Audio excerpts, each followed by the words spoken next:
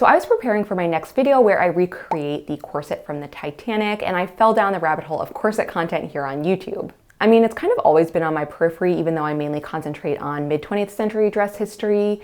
You know, if you're part of costume, you can't escape the corsets, the corset making, and of course the corset myth busting videos. But what really prompted me to make this video was Weird Histories, the history of the corset video, which is an awful video full of misinformation, completely devoid of scholarly evidence. However, it was when I scrolled down to the comment section that I saw so many people rightfully pointing out all the misinformation, but following it up with the sentiment that corsets were solely structural devices eagerly worn by women completely detached from the patriarchy, and that any negative health effects resulting from wearing a corset were very far and few in between. Now, I completely agree with the claim that modern media completely overblows the idea that corsets were blatant structures of oppression that caused women to faint, caused severe discomfort, and a whole host of other nonsensical health issues in order to feel superior over past generations. However, the social history of the corset is not as innocuous as one might think and is incredibly nuanced. Even dress historians differ on the significance that these garments hold. I will be using academic literature to back up my claims. They will all be linked in the description in case you want to explore them further on your own,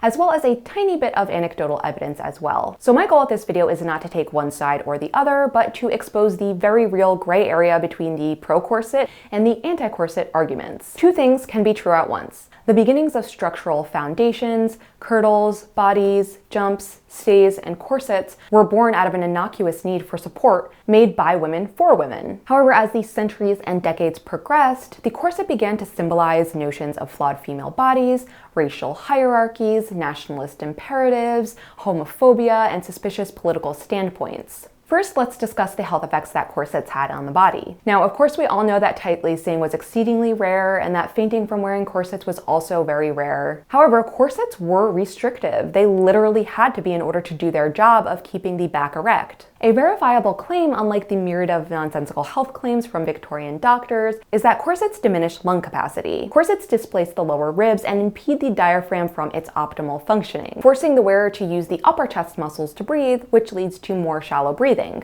Now, anecdotally, what I can conclude from this is that if the wearer has generalized anxiety, not being able to take deep, good breaths would be maddening. I know when I'm in my corset and I get anxious, I immediately remove it so I can get those good deep breaths in. When older medical records attribute corset wearing to nervousness, I can see how that could be a possibility. Engaging in intensive labor that required frequent breaths could also be problematic and could even possibly lead to hyperventilation. I'm not saying that this was common, but it was definitely a possibility, unlike hysteria or birth defects. Straight front corsets of the early 20th century, which is actually the kind of corset that I will be making for my Titanic reconstruction, were quite long over the thighs in order to conform with the straight, slim body ideal of the time. These longer corsets could be extremely confining, especially if they were boned with steel, which actually wasn't like super common. But since they were so long and extended past the pelvis, it could make it actually difficult to sit down. Corsets contributed to weakening abdominal and back muscles, which are prone to atrophy among frequent wearers who became reliant on the corset as kind of an exoskeleton.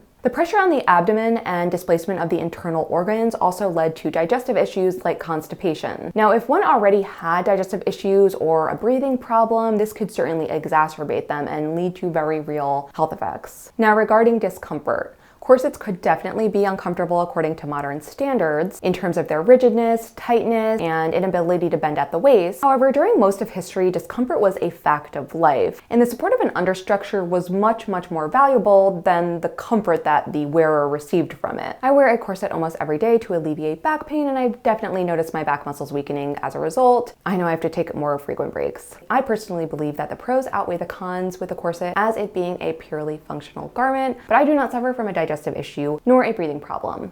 Next, let's dive into the heavier topics. The corset became a locus for a number of competing significations. Fashion has the power to express personality, gender identity, sexual preference, class, and social status. Since women were pretty much powerless throughout almost all of history. Societal expectations were male-dominated, aka the patriarchy. Corsets and the like did become tools of the patriarchy through first the church and then through male-dominated industry. Now that doesn't mean that women didn't create useful things for themselves, but we know those things would not have been widely adopted if men did not approve of them. It is also important to mention that men and the patriarchy are not a monolith. Some men hated corsets, as we can see from Victorian medical records, and some men advocated for their use. Corsets were also enforced by the reigning female monarch of the time, who also created the beauty standard. Corsets were much more than a superficial beauty standard or a purely functional device used for support. If you didn't wear your corset, you were considered to be loose with your morals, unrespectable, likened to a prostitute, and even blasphemous. 19th century efforts to keep women corseted drew upon particular notions of femininity, propriety, and the female body. The industrial production of the corset in the late 19th century made corsets ever more available to women seeking a moral, more proper, more respectable feminine form. In the early 20th century, corset discourse incorporated the idea of race, nation, and the importance of science and modernity in everyday life. The meanings of corsetry impressed upon women's bodies thus shifted with industrialization, as women's fears of aging, imperfect, inferior, unfashionable, and unscientific bodies replaced pre-Enlightenment fears of questionable respectability. And most significantly, corset makers' fears of diminished profits played and preyed upon the long-standing fear of unrestrained women. Havelock Ellis, not sure if I'm pronouncing that correctly, a physician and eugenicist, remarked, "Women might be physiologically truer to herself if she went on all fours. It is because the fall of the viscera in women when she imitated man by standing erect induced such profound physiological displacements that the corset is morphologically essential." What the fuck?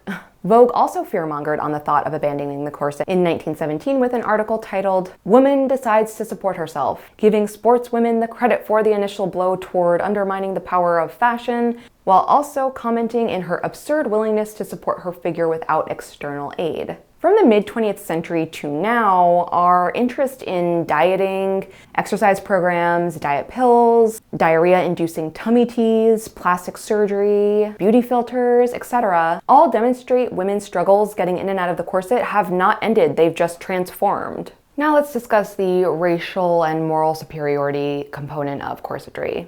Missionary women who aimed to spread Christianity in the colonies may have considered their corsets as an ideological ally to distinguish themselves as civilized and the locals as uncivilized. One author of a trade journal wrote, "The Indian girls are known for their shapely body lines in their youth, despite the fact that they will never have the chance to wear a corset or a brassiere. They grow and develop wildly. Squaws, especially those who have become mothers, are known for their grotesque bodies. Nature has given them in their youth well-developed shapely lines, but nature changes course and gradually begins to add weight, that gradually rounds and converts the form into the well-known mattress tied around the waist look." Damn, that was hard to read. These depictions allowed white women to both identify and reject the impact of nature on Native American women. The idea of not wearing a corset was conveyed as being a dangerous evil in the early 20th century. Not wearing a corset was likened to communism, given that abandoning the corset was generally associated with radical feminism at the time, so decrying corsetlessness drew upon similar language that was used with political dissidents. Confusion also persisted about which post-World War I changes were American and modern, and which were foreign and menacing. Corset trade journals were not happy when women started wanting to abandon their corsets. They started releasing articles titled "The Evils of the No Corset Fad," "Flappers Responsible for Corsetless Craze," or "Surgeons Endorse the Corset." These articles were not a good look. They warned against the corruption of beauty standards, damage to moral fiber, contamination of race, pride, and purity, and the destruction of American sovereignty. In 1921, articles discussed the importance of corseting young girls because they were the future mothers of the race. Eugenics was really popular at the time, clearly. Dutch surgeon named either Jan or Jan, I think it's Jan, Shoemaker, remarked, "Firmly muscled women are vital, charming, and full of potential race force, which must be coined into American supremacy among the men of tomorrow. But we are not trying to breed Amazons, nor are we trying to raise a race of Oriental dancers. Your corsetless girl has to naturally fall in one category or the other. The moment you begin to get too much of the Amazon variation, you begin to get fuzzy upper lips, which is a frothy type of male, a listless lovebird, sufficiently spineless to be able to mate and marry with the domineering female of the Amazon type. By the way, the term fuzzy upper lip was a homophobic remark at the time towards men. Oh, but he's not done. He goes on to say that women of a natural build may go without corsets, but disparaged active and politically engaged new women as being failures at either being men or women. Oh, but he's still not done. He ends with saying, however, the race will survive these corsetless women. Women who imitate men are not the kind that nature selects to mother the next generation.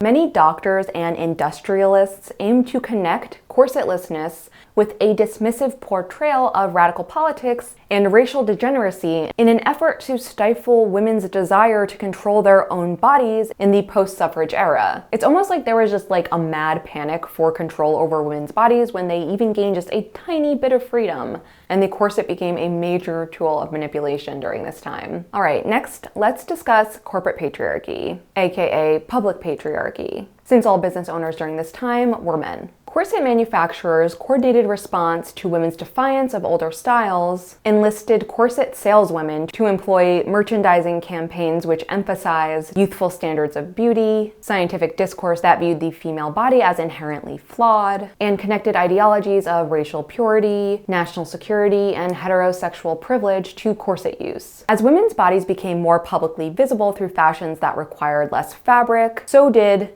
problem areas. Corset makers had a field day with this, and soon marketed corsets on their ability to solve and hide figure faults. Trade journals even got as brazen to suggest that the older corsets were the cause of the current figure problems, and that women needed the new corsets and girdles in order to solve those problems that the older corsets caused.